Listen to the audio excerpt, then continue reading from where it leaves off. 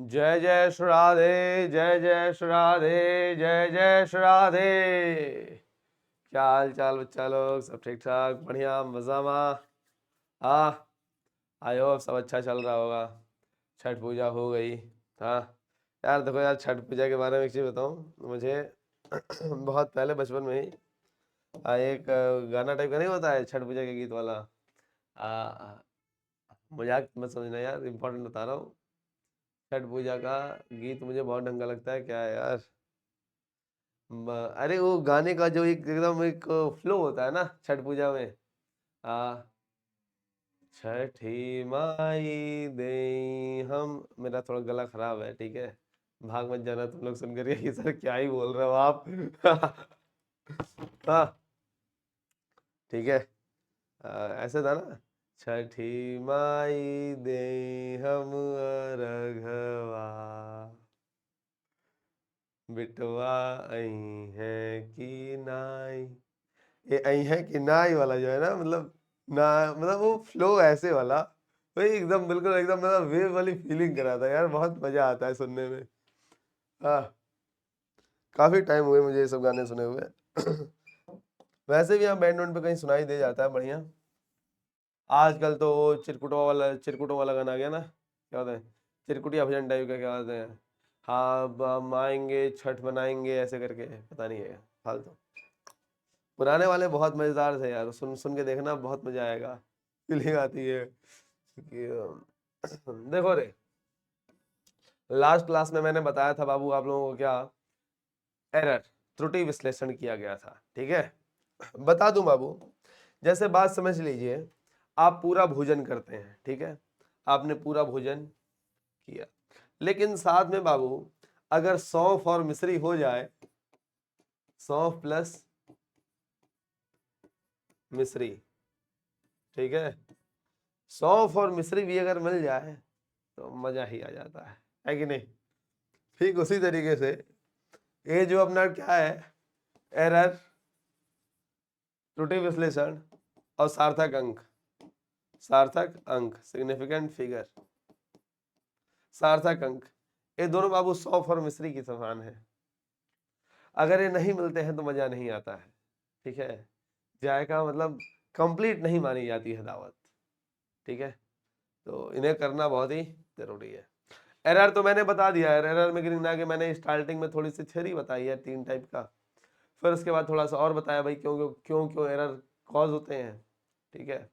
उसके बाद मैंने एक सिंगल रूल बता दिया कि इस रूल से कर लो।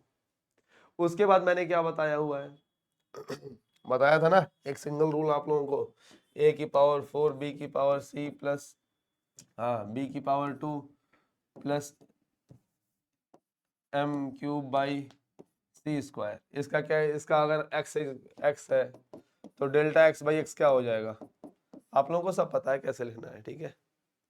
हाँ, कोई दिक्कत इसमें नहीं है, लेकिन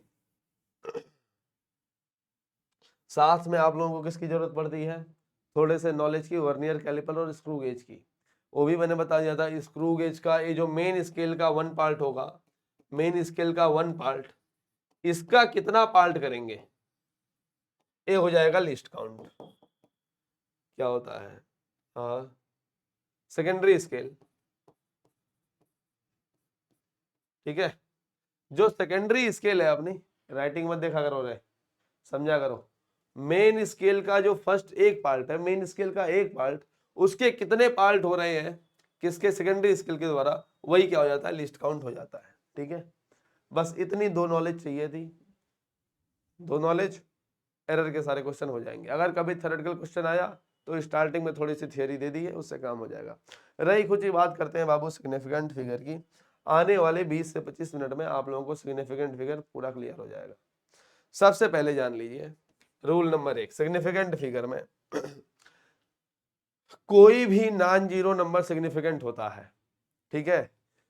देखो सिग्निफिकेंस की बात कहां होगी, अगर वो जीरो है तो वहीं सिग्निफिकेंट और इनसिग्निफिकेंट की बात होगी।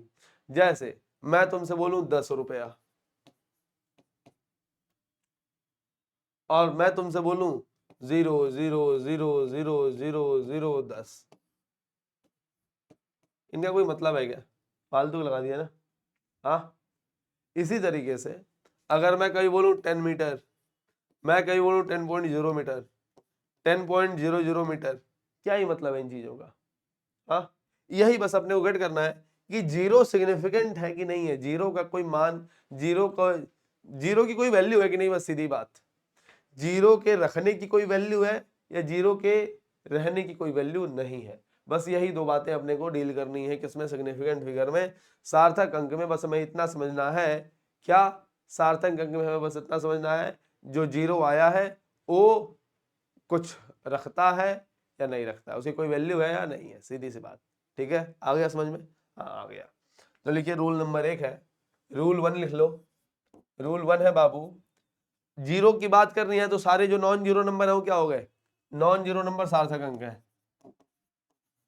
नॉन जीरो अंक बोले तो सार्थक अंक। लिख लिया? कोई भी नॉन जीरो नंबर होगा तो क्या होगा, सार्थक अंक होगा। ठीक है। रूल 2, एग्जाम्पल कराऊं क्या इसका? कोई भी नॉन जीरो नंबर जैसे कि 1 2 3 4 5 6 7 8 9, ये सब क्या है, सार्थक अंक है। दो सार्थक अंक के बीच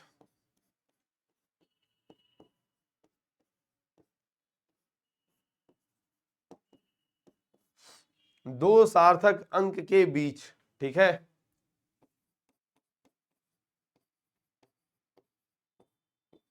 के बीच का जीरो क्या होता है, सार्थक अंक। अरे चल ले यार,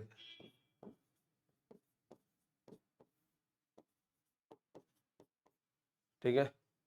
दो सार्थक अंक के बीच का जीरो क्या होता है, सार्थक अंक। इन दोनों रूल्स को एक बार प्रैक्टिस कर लीजिए।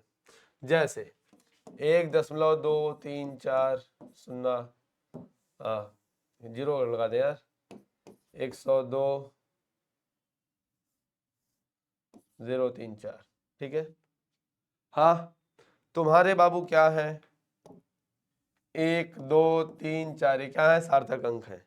लेकिन यह भी सार्थक अंक, ये भी सार्थक अंक, तो इनके बीच जितने जीरो आएंगे वो भी क्या होंगे, सार्थक अंक होंगे।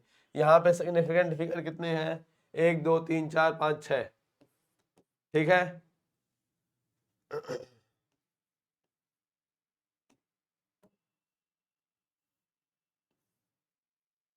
अब बताओ इसमें सार्थक अंक कितने हैं, सर 1 2 3 4, 4 ना, गलत है। तुम्हारा सार्थक अंक कौन कौन सा है, सर हमारा सार्थक अंक 2 है, 1 है, और उनके बीच में जीरो आया, 0 है, तो 3 हुआ। कितने हुए, 3। क्लियर है, सर क्लियर है। समझ नहीं आया, कोई बात नहीं, अभी और समझ में आ जाएगा। बस इतना समझो कि दो अंक जो है अपने सार्थक अंक है, उनके बीच का जीरो क्या होगा, सार्थक अंक होगा। ठीक है, समझ में आ गई बात? हाँ सर आ गई। ठीक है, आगे क्लियर है, क्लियर है ना? ये समझ में नहीं आया तो भी कोई बात नहीं, कोई टेंशन मत लो, अभी मैं और समझा दूंगा। ठीक है, बाकी अगर ऐसे देखने को मिल जाए 1 3 4 0 1 2 0 0 0 1, ये सारे जीरोस क्या होंगे, सिग्निफिकेंट होंगे। 1 2 3 4 5 6 7 8 9 10, इसमें सार्थक अंक कितने हैं, 10। क्लियर है? हाँ सर क्लियर है। तीसरे रूल को समझो, और तीसरे रूल से ही बाकी सारे रूल समझ लो, तीसरे रूल से ही बाकी सारे रूल समझ लो। सिग्निफिकेंट फिगर की बाबू बात क्यों होती है? हाँ, तुम लोगों को बताया गया है जब तुम मेजरमेंट करते हो, क्या चीज, मापन करते हो, हिंदी में लिखना सही है, जब तुम मापन करते हो, ठीक है। जैसे मान लो मेरे को एक पेंसिल दी गई, मान लो ये मेरी पेंसिल है, क्या है, मेरी पेंसिल, ठीक है। यार पुराने जमाने का नहीं हूँ मैं, नए जमाने का हूँ। देख ये मेरी पेंसिल है, महंगी वाली, ठीक है। क्या बोलते हैं इसको, स्टाइलस शायद, मालूम नहीं, इस बोर्ड का मार्कर। हाँ, ऐसे हमारी भाषा में, ऐसे ऊपर करो यार। हाँ, देख भाई ये मेरी पेंसिल है, इसकी लंबाई मान लो 15 सेंटीमीटर है। क्या है, 15 सेंटीमीटर। इस ए लिखा हुआ है ना, इसकी लंबाई 15 सेंटीमीटर है, इससे तुम लोग क्या कैट कर रहे होगे कि इसकी मेजरमेंट सेंटीमीटर स्केल से हुई है। किससे हुई है? सेंटीमीटर स्केल से हुई है। 15 सेंटीमीटर लिखा है ना बाबू? हाँ सर समझ में आ गया हमें। यह 15 सेंटीमीटर लिखा है, इसका मतलब सेंटीमीटर स्केल से नापा है। यहां बाबू सार्थक अंक कितने हैं? 2 हैं। सिग्निफिकेंट फिगर सार्थक अंक। ठीक है। अगर बाबू इसी की मेजरमेंट मैंने मिलीमीटर स्केल से की, किससे की? मिलीमीटर स्केल से की, तो मैं क्या लिखूंगा? 15.0 सेंटीमीटर। अब बताओ इसमें सार्थक अंक कितने होंगे? 2 की 3? इसमें सार्थक अंक कितने होंगे? 2 की 3? यहां पे इसकी मेजरमेंट बाबू किससे हुई है? मिलीमीटर स्केल से। तो कितना लिखा? 15.0 सेंटीमीटर। तो इसे क्या लिखा? सार्थक अंक 3। देखो सार्थक अंक बढ़ने का मतलब क्या है? सार्थक अंक बढ़ने के साथ हमारी जो प्रिसाइज मेजरमेंट है ना, जो प्रिसीजन है कि हम कितना डीप तक मेजरमेंट कर पा रहे हैं। जैसे तुम बात समझो, मैंने 2 वैल्यू लिखी, 11.000, 11.0, 11। कौन सा ज्यादा प्रिसाइज है? तुम सोच पा रहे हो कि इसका मतलब 11.00 का मतलब ये है कि सर जरूर आपने किसी ऐसे इंस्ट्रूमेंट से मेजर किया है जिसका लीस्ट काउंट क्या है? 0.001 है। आपने सर स्क्रू गेज से मेजरमेंट किया होगा, मान लो अगर यहाँ सेंटीमीटर है। 11.0 का मतलब क्या है? सर आपने 11.00 का मतलब क्या है? आपने वर्नियर कैलिपर का इस्तेमाल किया हुआ है जिसकी लीस्ट काउंट कितनी है? 0.01 है। ये क्या है? Screw gauge. 11.0 का मतलब क्या है? mm scale. 11 का मतलब क्या है? Centimetre scale. ये सब सेंटीमीटर में है, कुछ समझ रहे हो तुम लोग? Centimetre scale, millimetre scale, vernier calliper, screw gauge. हाँ देखो लीस्ट काउंट देखो ना कि मेजरमेंट कई काफी अंदर तक हुई है, मेजरमेंट काफी अंदर तक हुई है। कितनी प्रिसाइज अंदर? ठीक है, यहाँ पे तो कुछ है ही नहीं, ये 11 पॉइंट ही नहीं है। यहाँ केवल ये सार्थक अंक यही बताता है कि हमारी यहाँ 2 है, यहाँ 3 है, यहाँ 4 है, यहाँ 5 है। सार्थक अंक देखो, सार्थक अंक डिपेंड किसके ऊपर कर रहा है? हमारे इंस्ट्रूमेंट की एबिलिटी के ऊपर, हमारे इंस्ट्रूमेंट की क्षमता के ऊपर। हमारा इंस्ट्रूमेंट जितना ज्यादा सक्षम होगा डीप मेजरमेंट करने की, उतनी ज्यादा सार्थक अंकों की संख्या बढ़ दी जाएगी। समझ में आ रहा है तुमको? हाँ सर समझ रहे हैं। ठीक है, आगे बढ़ूं अब मैं? हाँ सर बढ़ी लो, क्या ही करेंगे। हाँ चलो आगे बढ़ते हैं। ठीक है, एक सेकंड पीछे आना था। ठीक है भाई, समझ में आ गया ये सब बात? हाँ ठीक है, अब काम की बात पे आते हैं। काम की बात ये है यार, रूल 3 लिखो। ठीक है, यूनिट चेंज करने पर सार्थक अंक चेंज नहीं होंगे। क्या? यूनिट चेंज करने पर, unit change does not imply, unit change does not imply सार्थक अंक।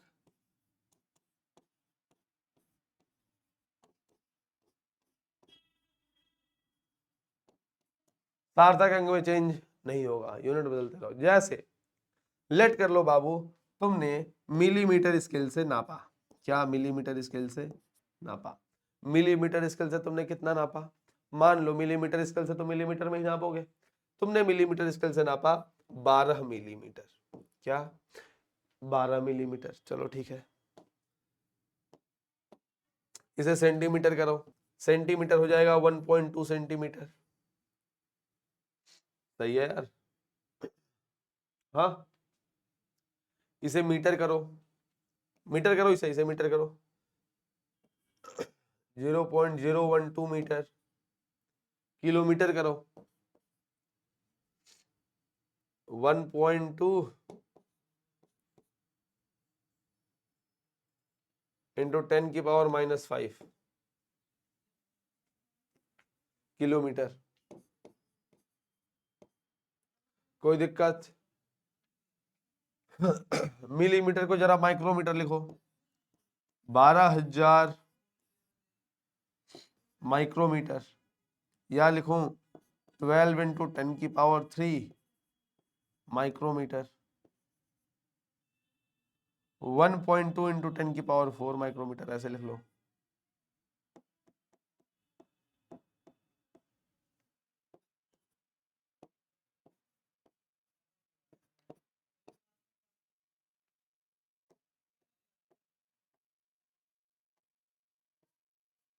ठीक है,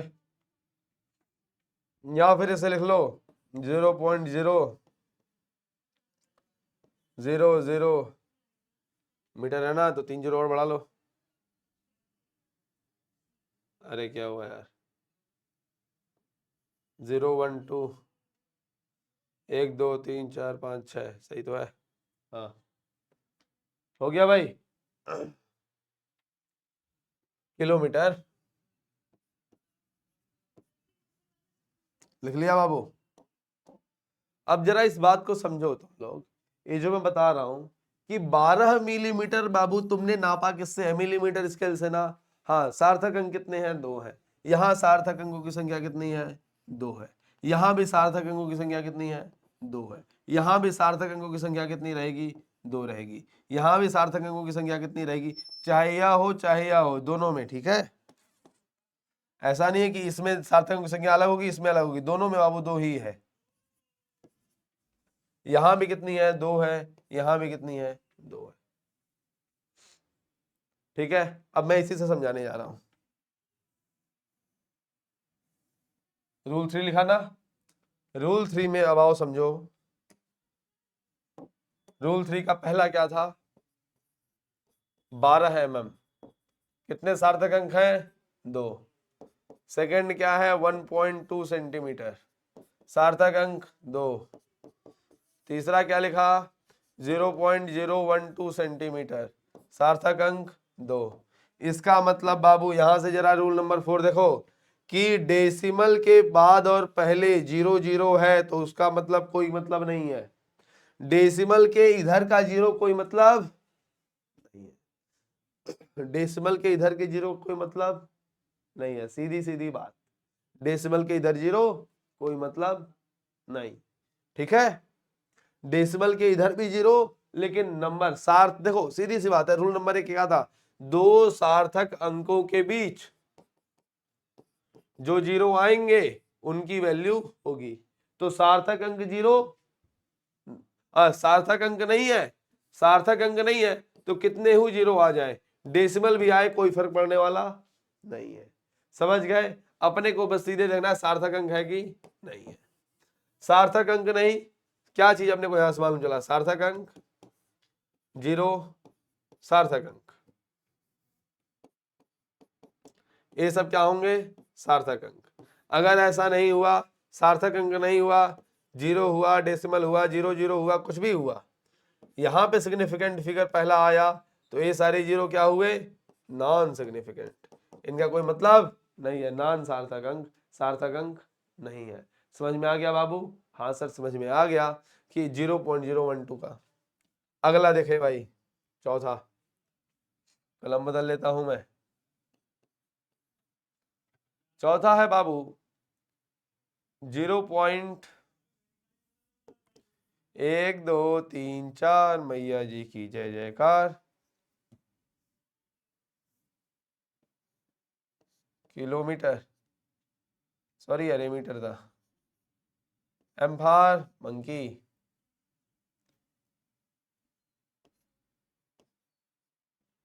किलोमीटर। कितने सार्थक अंक है बाबू बता दो इसमें, या फिर इसके अलावा लिखा है 1.2 इंटू 10⁻⁻5 किलोमीटर। सार्थक अंक कितने हैं सर? 2 2।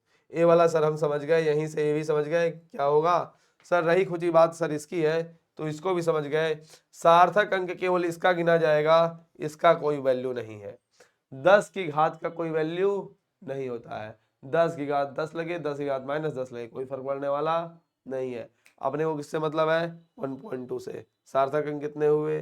2। यहाँ वाला रूल तुम लोगों को पता ही है। पहले सार्थक अंक के बाएं जितने सार्थक अंक होंगे 0 होंगे, सब असार्थक अंक। ठीक है, प्रथम सार्थक अंक के पहले जितने 0 होंगे सब क्या है? असार्थक है। 5 हो गया? हाँ सर हो गया। ठीक है, छठवें पे आता हूं। 1.2 इंटू 10⁴ माइक्रोमीटर, जानी गए 2 होगा। और दूसरा है 12,000 माइक्रोमीटर, यहां भी 2 ही है। यहां बच्चों को थोड़ी दिक्कत होती है। 12,000 है भैया, 3 0 लास्ट के जो है वो क्या है? इनसिग्निफिकेंट है। अपने पास केवल कितना रहेगा? 12। 2 सिग्निफिकेंट फिगर है, कितनी? 2। फिर समझना, शुरू का सार्थक अंक होना चाहिए, लास्ट में भी सार्थक अंक होना चाहिए, तभी क्या होगा? सार्थक होगा। लास्ट में सार्थक अंक नहीं है इसलिए कोई वैल्यू नहीं है। ठीक है? हाँ सर ठीक है। समझ में आ गई बात? हाँ सर हमें समझ में आ गई बात। बहुत अच्छे बच्चे हो तुम लोग। ठीक है, बहुत बढ़िया, ऐसे ही कर रहे हो। रूल क्लियर हो गया भाई? हाँ सर रूल क्लियर हो गया। अभी कुछ बचा? तुरंत बाबू इसको नोट डाउन कर लीजिए और वेट करिए मेरे सवालों का।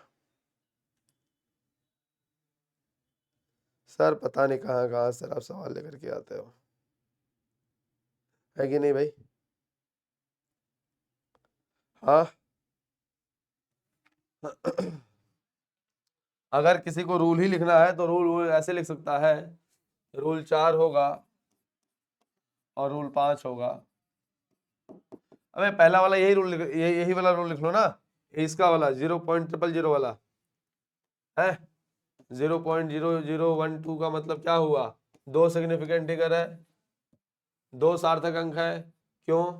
क्योंकि इन जीरो का कोई मतलब असार्थक, असार्थक। और ऐसे ही 1.2 इंटू 10⁵ कर दूंगा, क्या हुआ? असार्थक। इसमें भी 2 ही है। यह रूल 5 है बस, और कोई मतलब नहीं है। ठीक है, हाँ फिर एक बार जान लीजिए। चलो पहले रूल कंप्लीट करते हैं, फिर एक बार जनाते हैं। रूल नंबर 6 लिख लो, या फिर मेरे हिसाब से रूल नंबर 4 है। ये सब मैं गैप करता हूं, मेरे हिसाब से रूल नंबर 6 या फिर रूल नंबर 4, जैसे किसी को समझ में आना चाहिए। आप लोगों को देखो कॉन्सेप्ट समझा करो। ठीक है, कॉन्सेप्ट वही था। 85 मिलीमीटर मेजरमेंट की है ना, वो 80, वो उसमें सार्थक अंक 2 है। उसे किसी भी यूनिट में लिखोगे सार्थक अंक कितने होने चाहिए? 2 ही होने चाहिए, 2 से ज्यादा नहीं होने चाहिए। ठीक है, बस इतना ही तुम्हारा काम है, और कुछ भी नहीं है। रूल नंबर 6 लिख लो या रूल नंबर 4 लिख लो, जो भी तुम लिखना चाहो लिख लो। रूल नंबर 6 रूल नंबर 4 ऐसे है, जैसे लेट करो मैं तुमसे बोलूं यहाँ पे कितने सेब रखे हुए हैं। ठीक है, एक दर्जन में कितने केले? तो एक दर्जन में 12 केले, तुमने बोला 12 बनाना। तो बाबू 12 एग्जैक्ट है ना? एग्जैक्ट फिगर क्या है? 12 है, एग्जैक्ट है। इसकी आगे मैं चाहूं तो इनफाइनाइट जीरो लगा दूं, चाहूं तो एक भी जीरो ना लगाऊं। इसकी सिग्निफिकेंट फिगर कितनी है बता सकते हो? सर 12 बनाना लिखा हुआ है तो इसमें कितने सिग्निफिकेंट हो? 2 नहीं, इसके असीमित, इनफाइनाइट, क्या बोलेंगे? Infinite significant figure. क्यों? क्योंकि इसकी एक्यूरेसी 100%, मतलब इसकी प्रिसीजन अंदर तक है बहुत। इसकी प्रिसीजन अपन गेट ही नहीं कर सकते। एग्जैक्ट 12 मतलब एग्जैक्ट 12। नहीं समझ पा रहे हो क्या? इसकी एक्यूरेसी तुम लिखने के लिए 12.000000 लगाते चले जाओ। जो भी चीज एक्यूरेट है, एक्यूरेट बिल्कुल एकदम प्रिसाइज, इनफाइनाइट प्रिसीजन है यहाँ पे, इनफाइनाइट। भाई एग्जैक्ट 12 ही तो है वो, उसके आगे इनफाइनाइट जीरो लग सकते हैं, कोई फर्क नहीं पड़ने वाला। हाँ समझे कि नहीं? अगर एक लाइन है उसकी लेंथ नापी तो 12 सेंटीमीटर, 12.00 वहां प्रेसिजन आ रहा है कि इसे इस स्केल से नापा होगा। यहाँ तो संख्या है ना, तो यहाँ पे इनफाइनाइट प्रेसिजन आता है। ठीक है, एग्जैक्ट वैल्यूज में क्या होता है? Infinite precision. तो यहाँ पे सार्थक अंक कितने हैं? इनफाइनाइट। ठीक है, जैसे कोई तुमसे पूछे पाई में कितने सार्थक अंक है,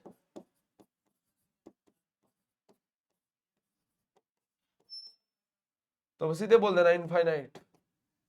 पाई के मान में कितने सार्थक अंक हैं? इनफाइनाइट। ऐसे सवाल, ठीक है। हाँ, सब कुछ तुम्हें पता हो गया, छोटी छोटी बातें थी बाबू, ठीक है। इसके अलावा कुछ और चीजें जान लीजिए, इंपॉर्टेंट यही है।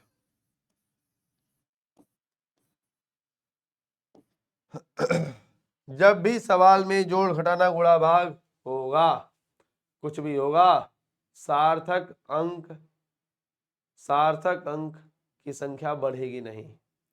सार्थक अंक की संख्या, सार्थक अंक नहीं बढ़ेंगे, नहीं बढ़ेंगे। सार्थक अंक बढ़ने वाले, सार्थक अंक बढ़ने वाले नहीं है। सार्थक अंक की संख्या में कोई परिवर्तन नहीं आएगा। क्लियर है? हाँ सर क्लियर है। देखो यार, फिर से मैं एक बार बता दूं, जैसे लेट कर लो मैंने 6.023 प्लस 4.01 को जोड़ा, कितना आएगा? 6.6 हो गया, 10.033 आएगा। लेकिन ऐसा नहीं लिख पाएंगे अपन को यही लिखना होगा 10.03। क्या लिखना होगा बाबू? 10.03। क्यों ऐसा लिखना होगा? क्योंकि अपने पास सिग्निफिकेंट फिगर कितनी है? 2। मिनिमम सिग्निफिकेंट फिगर पे काम होगा, ठीक है।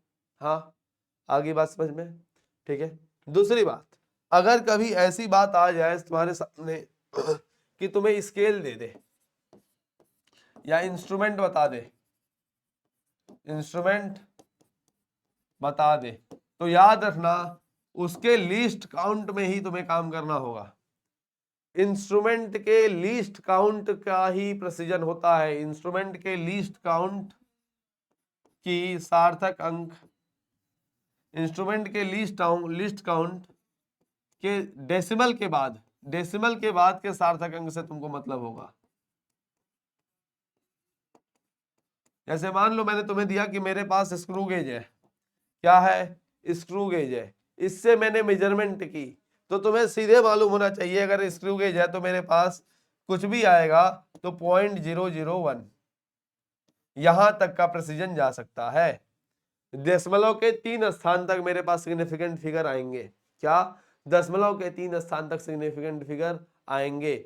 चौथी फिगर उसने दे भी दी तो तुम्हें कंसिडर नहीं करना है, कहना है भैया हमारी स्क्रू गेज की मेजरमेंट तो 3 ही तक है, तुमने चौथी कैसे लिख दी?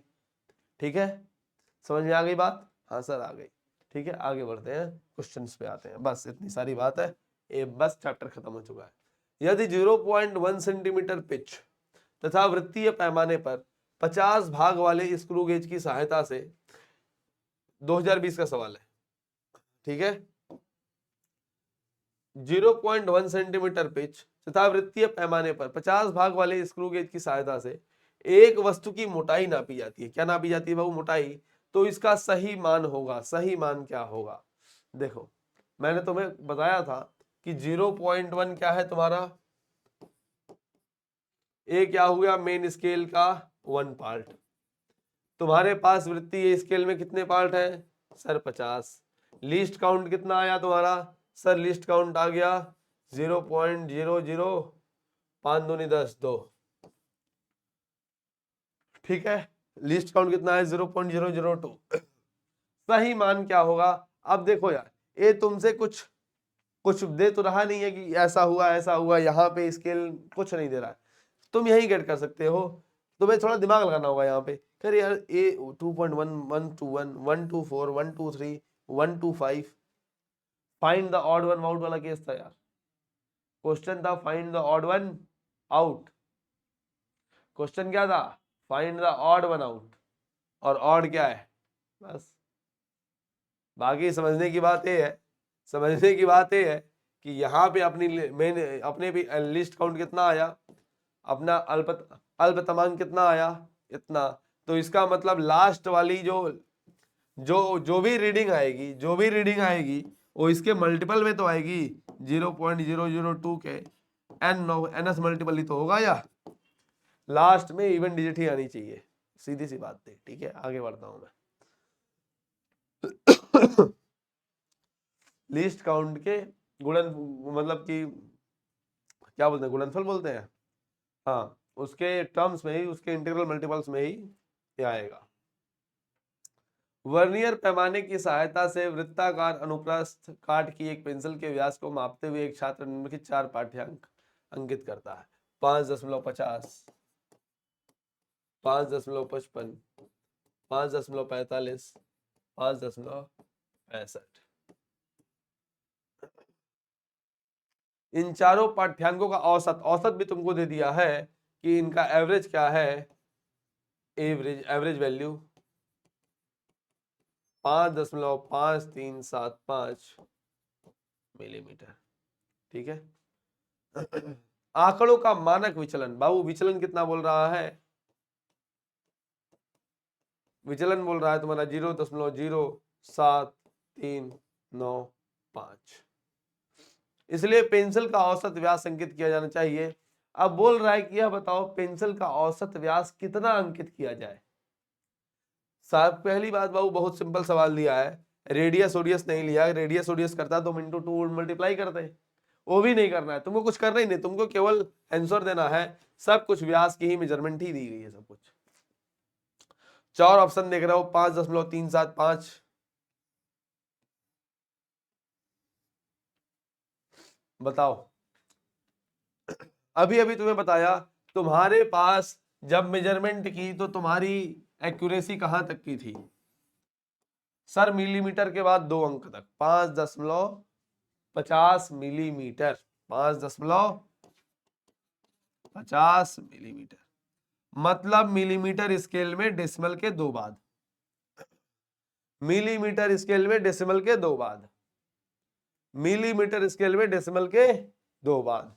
तो वही बात है, मिलीमीटर स्केल में डेसिमल के 2 बाद। जाओ यहां पे आओ, यहां पे डेसिमल के 3 बाद है, 0.538 है, यहाँ पे 0.0074 है, 0.074, 3 हुआ, यहाँ तो 4 है, बचा इसी में 2 है आंसर। देखना ही नहीं है, देखना भी नहीं था इसको, क्या वैल्यू लिखी है कुछ देखना ही नहीं, बस सीधे आंसर टिक कर देना है। क्यों, आप लोगों को समझ में आ चुका है। ठीक है, एक वर्ग का क्षेत्रफल 5.29 सेंटीमीटर स्क्वायर है। क्या बाबू, 5.29 सेंटीमीटर स्क्वायर है। ऐसे 7 वर्गों का क्षेत्रफल, ऐसे 7 वर्गों का क्षेत्रफल उचित सार्थक अंकों में क्या होगा। 7 वर्गों का क्षेत्रफल उचित सार्थक अंकों में पूछ रहा है, 7 से मल्टीप्लाई कर दो, आंसर आ जाएगा। 537 कितना आएगा। अब तुम लोग आंसर टिक करो जरा, देखो अगर तुम ऐसे लेके चलते हो कि इसमें 3 सार्थक अंक हैं तो हमारे पास 3 ही सार्थक अंक आएंगे, ऐसा नहीं होता है।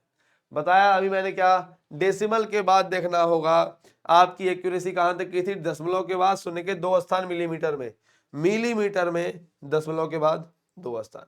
अगर सेंटीमीटर लिखा होता तो दशमलव के बाद 3 स्थान जाते, अगर सेंटीमीटर लिखा होता तो दशमलव के बाद 3 स्थान तक जाना पड़ता। ठीक है, अच्छा हुआ यही काम हो गया। हाँ, सार्थक अंकों की संख्या बदलती नहीं है, ठीक है, चाहे वो कुछ भी कर लो तो। आगे जीरो लग जाता है ना, आगे जीरो लगने कोई मतलब नहीं होता है। जब 10 की पावर में लग जाए तो भी जीरो कोई मतलब नहीं, 10 की पावर में जीरो हो, आगे जीरो लगे कोई मतलब होता नहीं है। इसलिए सेंटीमीटर मिलीमीटर कभी डरना मत इसमें। बाबू यहाँ ए वाला हो गया था, ए वाला हो गया था ना, आगे बढ़ते हैं। इसमें देखो 7 से मल्टीप्लाई किया जो भी आएगा उसमें तुम्हें ये मालूम होना चाहिए कि दशमलव के बाद शून्य के 2, दशमलव के बाद 2 स्थान तक, तो दशमलव के बाद 2 स्थान कहाँ है, यहाँ 3 है, यहाँ 1 है, यहाँ है ही नहीं, यहाँ पे 2 है। आंसर होगा सी। क्या आंसर होगा, आंसर होगा अपने पास सी वाला। आंसर आ गया बाबू, आंसर कितना होगा। हाँ समझ में आ गई बात, छोटी सी बाबू बात है, आगे बढ़ ले। हाँ सर आगे बढ़ते हैं। एक छात्र एक सरल आवर्त दोलक के 100 आवृत्तियों का समय 100 आवृत्तियों का समय 4 बार मापता है, 4 बार नापा 90, 91, 95, 92, 90, 91, 95, 92 पाता है। इस्तेमाल की गई घड़ी का न्यूनतम अल्पांश 1 सेकंड है। न्यूनतम अल्पांश कितना है बाबू? 1 सेकंड है। ठीक है, तब मापे गए माध्य समय को लिखना चाहिए। माध्य समय को लिखना है, तुम्हें मीडियन लिखना है, एवरेज वैल्यू लिखनी है। क्या एवरेज वैल्यू लिखनी है? एवरेज वैल्यू छोड़ो, एवरेज निकालो जरा इनका। 90, 91, 95, 92। कैसे एवरेज निकालते हैं? 90 ले लो कॉमन, 90 कॉमन ले लिया, प्लस 2, 5, 7, 1, 8, 9, 2, 5, 7, 1, 8 और 0, 8 और 0, 8, 8/4 कितना हुआ? 2, 90, 2, 92, 92 क्या हुआ? एवरेज हुआ। 92 प्लस माइनस अब लिखना होगा। क्लियर है? हाँ सर क्लियर है। अब तुम्हें एरर लिखनी है, कितनी एरर हो जा रही है। ठीक है, जरा सा ऐसे गेट करो। यहां पे एरर कितनी हुई? 92 से 92 0, 92 से 95 3, 92 से 91 1, 92 से 90 2। समझ पा रहे हो? एरर लिख रहा हूं मतलब कि विचलन गेट कर रहा हूं। पॉजिटिव निगेटिव का यहाँ हेरफेर नहीं कि यहाँ +3 हुआ -3 हुआ, कुछ नहीं। ठीक है, कितनी गलती हो रही थी? 3 वैल्यू बढ़ी, 3 कम, कुछ नहीं, बस वैल्यू देखो 0 3 1 2। ये क्या है? विचलन है। 3 2 5 1 6, क्या हुआ? 6, और 6/4 कितना होता है तुम्हारा? 1.5। तो 1.5 यहाँ आ गया। 1.5 क्या हुआ बाबू? सेकेंड। क्लियर है? हाँ सर क्लियर है। लेकिन यहाँ तो ऐसा कुछ है ही नहीं यार। हाँ अब जरा दिमाग लगाओ क्या होगा। 1.5 सेकेंड तो यहाँ है ही नहीं, क्या ही लिखेंगे?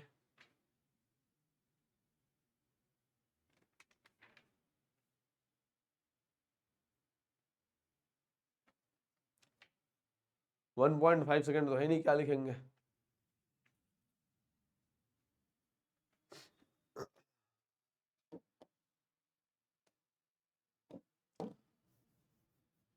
दिमाग लगाओ, अभी तो बताया था। हाँ, इसका बाबू तुम्हें मालूम चल रहा है कि 1 सेकंड क्या है? मिनिमम मेजरमेंट है। तो तुम चाह लो, चाहो तो भी तुम दशमलव नहीं लगा सकते। तुम चाहो तो भी दशमलव नहीं लगा सकते। क्यों नहीं लगा सकते? बता दिया ना। मिलीमीटर स्केल से तुमने 2 मिलीमीटर नापा, तुम 2.5 मिलीमीटर नहीं नाप सकते। मिलीमीटर स्केल से तुम 2.5 मिलीमीटर नहीं नाप सकते, 2 मिलीमीटर ही नापोगे। सेंटीमीटर स्केल से 1.2 सेंटीमीटर नहीं नाप सकते, 1 सेंटीमीटर ही नापोगे। तो वही 1.5 कैसे नाप लिया? इसमें तो 1 सेकंड 2 सेकंड की बात हो रही है। मैं कह रहा हूँ घड़ी कर रही है 1 सेकंड 2 सेकंड 3 सेकंड 4 सेकंड, तू कह रहा है सर 1.5 सेकंड में मैंने काम कर लिया। 1.5 सेकंड तूने गेट कैसे किया? हाँ, मेजरमेंट ही नहीं है तेरे पास। तो 1.5 सेकंड को अप्रॉक्स करो। क्या करो? अप्रॉक्स करो। अप्रॉक्स तुम लोग जानते हो कि 1.5 का 2 होता है, 1 नहीं होता, 1.5 का 2 होता है। इस क्वेश्चन में अगर ऑप्शन 1.8 की जगह 1 रहता ना, तब मजा आता। क्या होता? तब मजा आता। या 1.5 रहता तो तुम लोग इसे मार देते, 1.5 रहता तो आधे लोग इसे मार देते, बहुत लोग मार देते। हाँ मार देते आप लोग। 1.5 रहता तो आप लोग मार देते, मार के आते पहले। मतलब पेपर सेट करने वाले यार पता नहीं क्या मतलब चिलगुजों वाला काम करते हैं। पेपर सेट करो तो ऐसा करो कि बच्चे गलती करें। गलती करानी चाहिए ना, गलती नहीं कराते हैं लोग। यहाँ पे ऑप्शन होने चाहिए, यहाँ पे 1 सेकंड लिखना चाहिए था, यहाँ पे 1.5 लिखना चाहिए था, और यहाँ पे +- 0 लिखना चाहिए था। ऐसे करना चाहिए था पेपर सेट। ऑप्शंस सीखना चाहिए इन लोगों को। संख्याओं 23.023, 0.3 बार 0.3, 2.1 गुणे में सार्थक अंकों की संख्या क्रमशः है। एक क्वेश्चन मेरे लेवल का नहीं है, आप लोग कर लेना। ठीक है, इसी के साथ बाय बाय। मैं चलता हूँ, मिलूंगा अगली क्लास में। तब तक के लिए आप लोग इनकी प्रैक्टिस क्या ही करनी है, बस जान लीजिए, 1 से 2 बार देख लीजिएगा, हर चीज़ को समझ लीजिएगा। बार बार पढ़ने की कोई ज़रूरत नहीं है, 1-2 बार वीडियो देखा उतने में काम हो जाएगा।